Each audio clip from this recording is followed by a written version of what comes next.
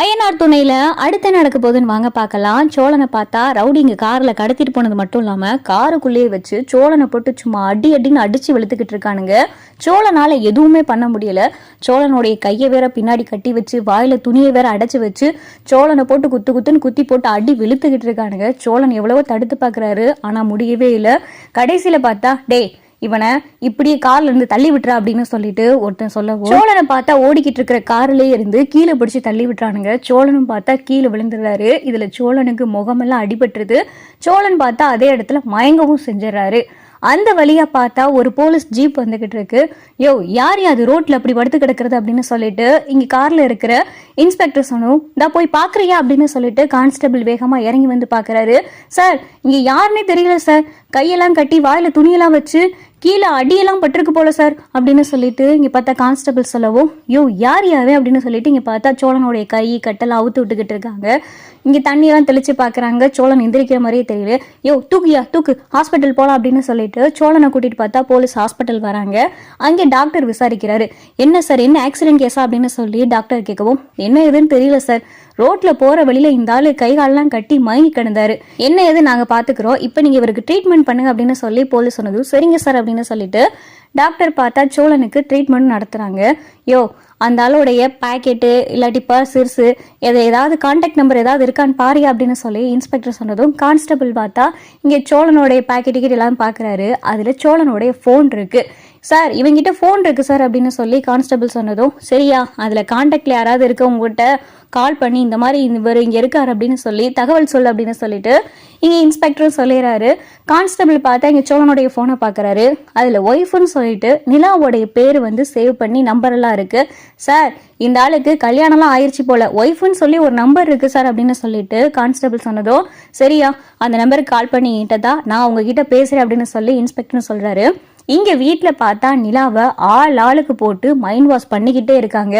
தேன் ஒரு பக்கம் பார்த்தா அவனை நம்பி போகாத நாங்க தலைப்பாடா அடிச்சுக்கிட்டோம், அவனை நம்பி போய் இப்படிங்க மான மரியாதைலாம் போயிருச்சு, அங்க இருக்கிறவங்க எல்லாம் ஏன் பணமும் நகையும் வந்து சேரணும்னு சொல்லி அப்பாவை கேள்வி மேல கேள்வி கேட்டுக்கிட்டு இருக்காங்க.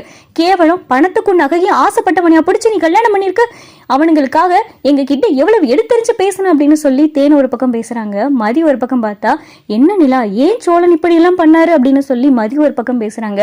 தாசு பார்த்தா, "அதுதான் சரியான திருட்டு குடும்பமாச்சே, ஒருத்த மொழியாவது சரியா இருக்கா, அவங்கள பார்த்தாலே தெரியுது கேர் ஆஃப் பிளாட்ஃபார்ம் மாதிரி இருக்கானுங்க, அவங்க கிட்ட போயிட்டு இவ்வளவு நகையும் பணமும் கொடுத்தா பணத்தாசை யாரை விடும், அதான் அப்படியே தூக்கிட்டு ஓடிட்டா திருட்டு பைய" அப்படின்னு சொல்லி தாஸ் ஒரு பக்கம் பார்த்தா சோழனை பத்தி பேசிக்கிட்டு இருக்காரு. இங்க மனோகர் பார்த்தா நிலாவே பார்த்துக்கிட்டு இருக்காரு. இவர் பாக்குறதே நிறைய பேசுற மாதிரிதான் இருக்கு. நிலா பார்த்தா யாருக்குமே பதில் சொல்ல முடியல.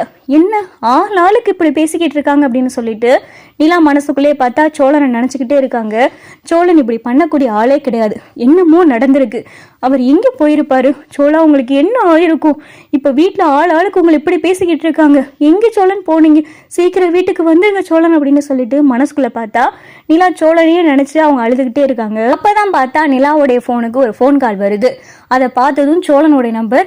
அப்பா சோழன் தான் போன் பண்றாரு, சோழன் தான் போன் பண்றாரு" அப்படின்னு சொல்லி வேகமா நிலா சொன்னதும் இங்க மனோகருக்கு பார்த்தா பயங்கரமா அதிர்ச்சி ஆயிடுது.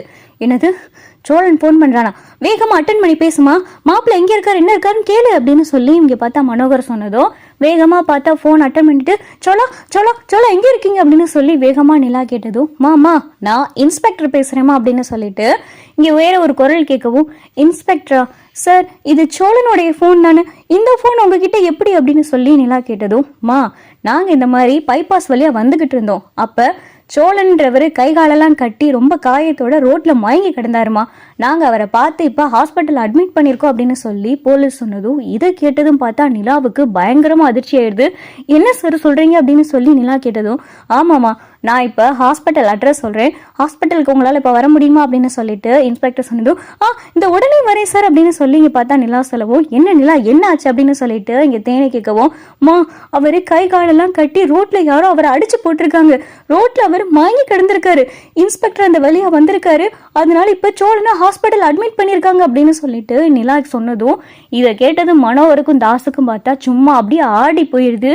ஐயோ இன்ஸ்பெக்டரா, கேஸ் பெரிய லெவல் ஆயிருமே, இவன் ஏதாவது நம்ம தான் இதுக்கு காரணம்னு சொல்லி கொடுத்துட்டானா, நிலா நம்மளை தப்பா நினைச்சிருவாளே அப்படின்னு சொல்லிட்டு மனோகர் பார்த்தா ஒரு பக்கம் நினைச்சுக்கிட்டு இருக்காரு. வேகமா எல்லாரும் கிளம்பி பார்த்தா இங்க ஹாஸ்பிட்டலுக்கு வராங்க.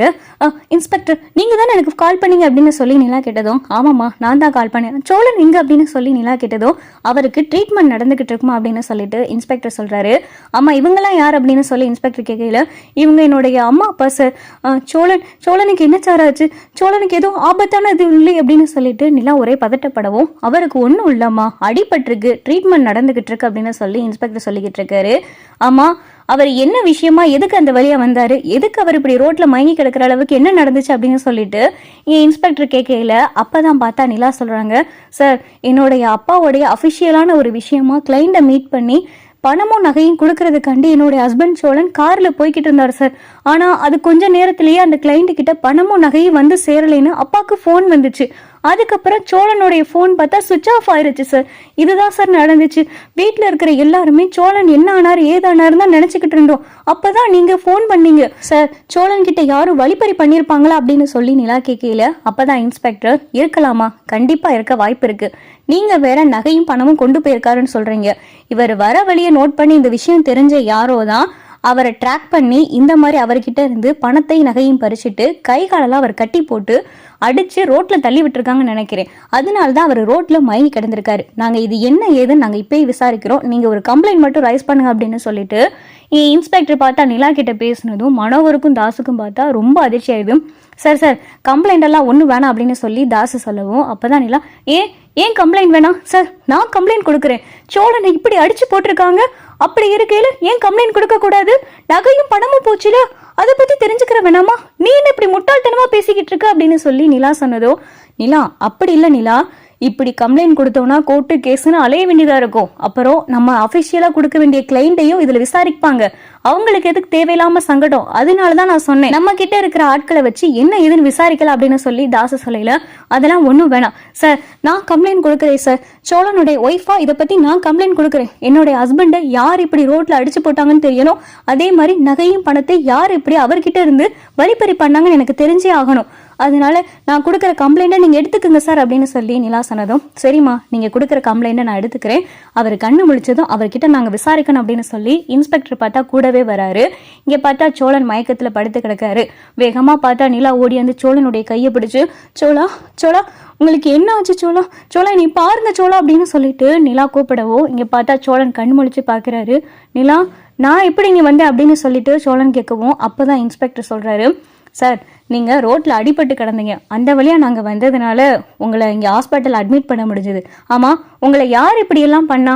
உங்களுக்கும் அந்த உங்களை இப்படி பண்ணவங்களுக்கும் இதுக்கு முன்னாடி எதுவும் பகை இருக்கா? இல்லை நீங்கள் வர்ற வழியில் உங்ககிட்ட எதுவும் வழிப்பறி பண்ணாங்களா அப்படின்னு சொல்லி இன்ஸ்பெக்டர் பார்த்தா சோழன் கிட்ட விசாரிக்கவும், சோழன் பார்த்தா மனோகரையும் தாசையும் பார்த்துக்கிட்டு இருக்காரு.